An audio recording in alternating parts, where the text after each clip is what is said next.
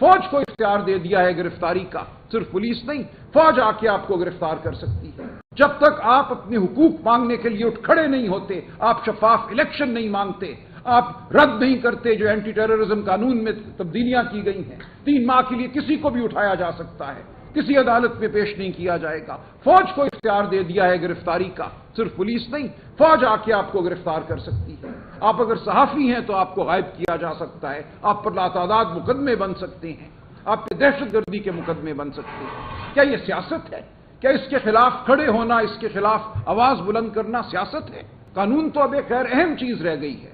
जब मेरी आपकी आवाज को दबाना होता है तो हमें उठा लिया जाता है, हम पर बीसियों झूठी एफआईआरें दर्ज की जाती हैं, हमें जेल खानों में फेंका जाता है, और वो भी मेहरबानी है अगर जेल में फेंके, वरना उकूबत खानों में फेंका जाता है।